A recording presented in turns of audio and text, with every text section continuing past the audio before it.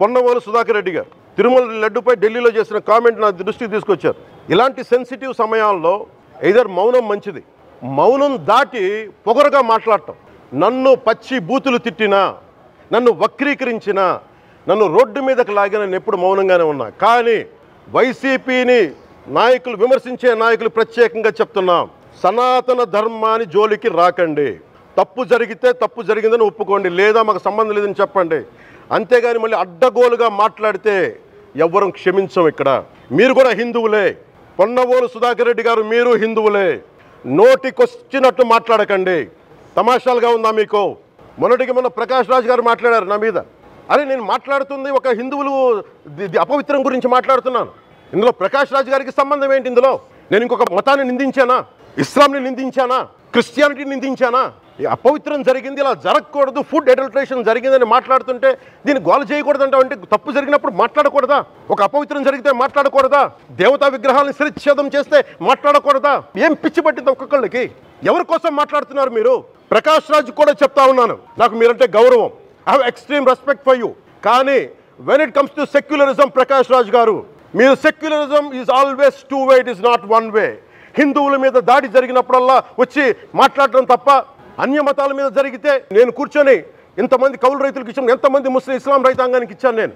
ఇదే ఎన్ని మద్రాసాలకి డబ్బులు ఇచ్చాను నేను, 25 లక్షలు 30 లక్షలు ఇచ్చాను, నేను ఇచ్చినవాడిని. నేను నాకు అన్య మతం ఇస్లాం మీద గౌరవం ఉన్నవాడిని, క్రిస్టియానిటీ మీద గౌరవం ఉన్నవాడిని, చిన్నప్పటి నుంచి కూర్చొని మిషనరీ స్కూల్లో చదువుకున్నవాడిని.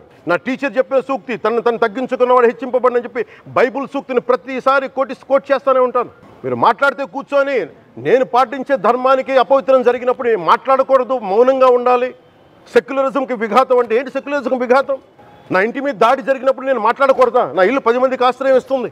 నా సనాతన ధర్మం అన్ని ధర్మాలకి ఆశ్రయం అయితే దానికి దాడి జరిగినప్పుడు, దాని మీద అపవిత్రం జరిగినప్పుడు దానికి కూడా మాట్లాడకూడదంటే ఏం మాట్లాడాలి మీతోటి? Prakash Raj garu, you have to learn your lessons. It's not just Prakash Raj garu, all the people who thinks in the name of secularism you going haywire. Let me tell you guys, we are extremely hurt. Don't make a mockery out of our sentiments. We are deeply, deeply hurt. It's not fun for you. Maybe it might be fun for you. It is not fun for us. It's a deep anguish, deep pain. Don't you ever forget. Before you come and think 100 times and talk about Sanatana Dharma. Enough of this. Chalu. Istaniki మాట్లాడుతా ఉన్నారు సనాతన ధర్మం మీద. అయ్యప్ప స్వామి మీద మాట్లాడతారు, సరస్వతి దేవి మీద మాట్లాడతారు, అల్లా మీద మీరు మాట్లాడగలరా? మహమ్మద్ ప్రవక్త మీద మీరు మాట్లాడగలరా? జీసస్ మీద మీరు మాట్లాడగలరా? అందరూ కూర్చొని సనాతన ధర్మం మీద, వినాయకుడి మీద జోకులు వేస్తారు, దుర్గాదేవి మీద జోక్స్ వేస్తారు, సరస్వతి దేవి మీద జోక్స్ వేస్తారు. మా మనోభావాలు గాయపడవా? మాకు బాధ ఉండదా? అందుకే నేను ప్రతిపాదించింది ఏంటంటే ప్రతి దానికి రావలేకపోతున్నాం. సనాతన ధర్మ రక్షణ board is order of the day. ప్రతిసారి కూర్చోబెట్టి మేము డిఫెండ్ చేసుకోలేం. ఇది ప్రతి సగటు హిందువు తాలూకు ధర్మం. ఇదే ఇస్లాం మీద దాడి జరిగితే ఎంతమంది బయటకు వస్తారు, ఎంతమంది నిరసన తెలియజేస్తారు, రోడ్ల మీదకి రమ్మని చెప్పట్ల. కనీసం మీకు కోపం కూడా రాకపోతే మేము ఏం చేస్తాం? గుడికి వెళ్ళే ప్రతి హిందువు బాధ్యత కాదా ఇది? నా ఒక్కరి బాధ్యతైనా, మా బాధ్యతైనా మీది కాదా? ధర్మాన్ని పరిరక్షించడానికి మీ బాధ్యత కాదా?